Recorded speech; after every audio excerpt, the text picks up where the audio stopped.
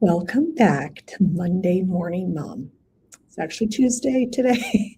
It's being a mom. Some things go smoothly and some things don't. But I didn't want to skip a week either because I thought that was important. So I appreciate all the love and support. I love the show. It's so fun. And one thing that we do is I have moms write into me.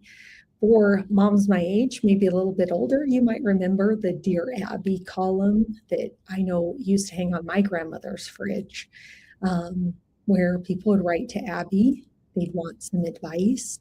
And so we're doing the same thing here, except this is a live version. This is even more fun. So you don't have to wait for me to write you back in the newspaper. I'm just going to respond live on air. So I want to start off with the letter today. It says, Dear Erin, my son is a sophomore in high school. He's a good baseball player, genuinely good. His coaches know it. Scouts are starting to notice, and he works harder than anyone I've ever watched. But something has shifted this year, and I don't know how to name it. He stopped talking about baseball the way that he used to.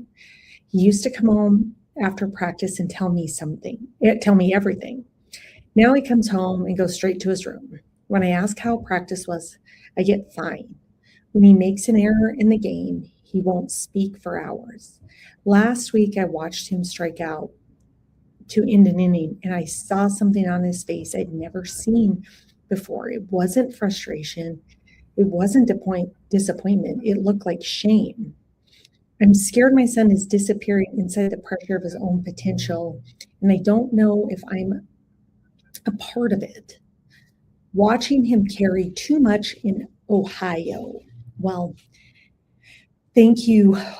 Watching him carry too much in Ohio. I appreciate you reaching out for the beautiful letter. And your son sounds like has some incredible potential. And so I think there's so much to unpack in this letter that I think I want to just recognize first and foremost, I see your son, I see you, and I know as a parent, you're carrying a lot of the weight, wondering, how do I fix this? How do I make this better? And I think there's a lot of different ways that you could show up and support your son. I don't think it's because your son's struggling. We know even the best baseball players. My daughter's a softball player, batting, over 300 is incredible. You're only going to succeed in baseball from a hitting perspective, basically a third of the time, if you think about that. So, we look at, and I know my daughter looks at it this way, is like, there's so much pressure to do it every time. That's just not the reality. And to even be good doesn't mean that you are hitting the ball every time that you're up there. But what I think you're starting to notice is how are the expectations or the pressures starting to really weigh on him. And I think your instincts are completely spot on. As a parent, always trust your intuition. You're watching that shift. And so how do you open up the conversation with your son about the pressure and what he's feeling? You called out the word shame. So is it he feels like he's letting his teammates down? Is he letting himself down? Who is he letting down? Like, that's a pretty big word to use, because I'm sure your son has faced a lot of frustration and disappointment before this happens. And shame is much more about who you are as a person versus being frustrated or disappointed with an at-bat or missing a ball. Those are two very different things. And so as a parent, I would just really ask for you to sit with that. Like, why do you perceive it's shame? And then how do you start to open up, with your son about what he's feeling? And I think, what happens with talented kids that nobody talks about as enough is the better you are, the more the sport becomes your identity. You become, it fuels you. Um, it fuels your ego. It fuels that desire to be recognized. And so when you're a standout and you're starting to get noticed, everybody's talking to you about it, friends, families, coaches, past coaches, and you get lost in the mix, because all the accolades are coming. And people, I think that that's what your son or the athlete wants to hear, but they're forgetting like there's a whole person that's there that wants to be engaged with, to have other things recognized and talked about. And so I think, how do you help your son start to parcel that apart? It's for them to really understand that they're a whole and complete person. Baseball is not who they are. It's one thing, hopefully, that they love to do and that maybe they're talented enough to do. And so, how do you have fun? How do you teach them to have fun? How do you have them be present in the moment when they're playing? But when it's done, it's done. You can walk off the field and know, you know what, I gave the best, and that's okay. And the one thing that we talk about pressure in sports, like it's something that comes from coaches, scouts, or travel ball. And yes, it does come from those places, but sometimes the pressure is living inside the love. We think our kids want this, so we're encouraging, we're supporting this. And we don't know how to tease that apart as parents because we think, oh, we're supporting them. This is what my kid loves. This is what they want.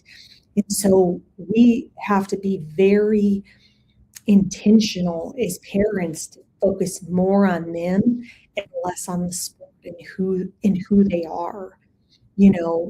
Who you love him regardless if he continued to play baseball, he went off to play in the band. He decided, I just want to go become a doctor and I want to pursue a medical degree. And yeah, I love baseball, but there's going to be a point where the game ends for everybody. Whether you're in high school, maybe you get to go on and play in college, but that doesn't define their worth. What defines their worth is who they are as a person. Are they a good person? Do they treat others well? How do they show up for their teammates, for their classmates, for their coaches, for you as a family? And are we reinforcing that? Because I think we want to reinforce and coddle and make them feel so good about themselves. But sometimes it's like we just have to reinforce, like, you're a great person, regardless of what you're doing. And so making sure that that's the conversation that you're having with him, it's about him, not about the baseball player, and maybe you even have to tease us apart, I'm not talking to you about baseball. I want to talk to you about you. What are you doing with your friends this weekend? What do you have planned that lights you up, that makes you feel good inside? If it is baseball, great. And some kids are wired that way. But when you start to notice the shift internally, where you can see that the pressure, the imbalance is starting to happen, that's where as parents we need to step in and help them bring them back to themselves. And that's the best parenting that you can do, is get them refocused on them, on other things outside of baseball, to know that they're worthy, valued, and that they have other things going on that contribute to who they're becoming. And that baseball or whatever sport your child plays isn't the be all end all. So for all of you that are watching, I know I'm a parent. I watch my children struggle within their sports. And it's like, how do you just acknowledge them for who they are, and how is whatever sport they're playing, baseball, softball, basketball, football, field hockey, soccer, you name it. How is this helping you step into who you want to be? And that's all that you can ask for. How are you having fun? What are you enjoying about this? How can I support you? And so I think what you're feeling,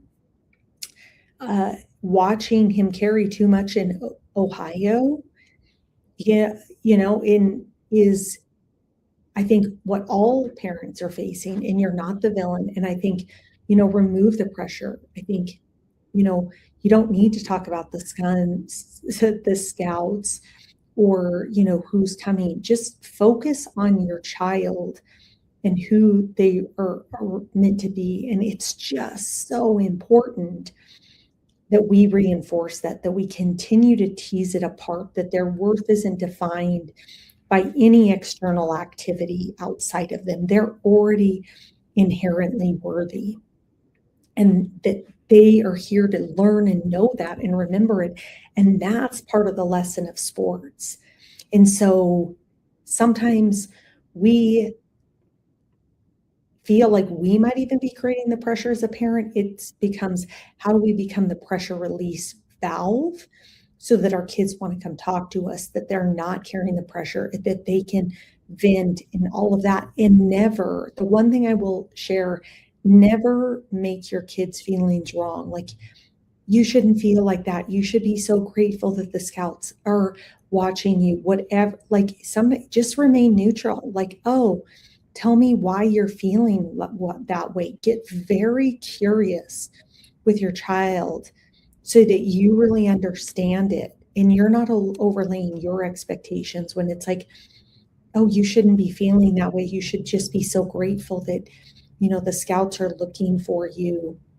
And not that you've said any of that in here, but I know that that happens sometimes as parents, as we want to requalify that and get them to see, like, this is such a privilege. You'll hear people say pressure is privilege, but I think unwanted pressure isn't a privilege. If that's what he wants and he wants to thrive, that's great. But how do you open the door for that conversation to go, okay, if this is what you really want, how can I support you in as we walk down this journey so that you don't take on undue pressure and become somebody that you don't want to be, or you start to become avoidant or detached or whatever internally. So I think, again, what a beautiful story, what a beautiful letter. You are like, I think almost every other parent that's watching their kids grow and excel in sports. And so for those of you listening, please comment, offer your support, reach out. I want to read your letter next week. I want to hear what you're going through and how to do that. And I think as we continue to build this, we can dismantle and change the environment for our student athletes, one conversation at a time. So until next time, I'll see you next Monday on Monday Morning Mom.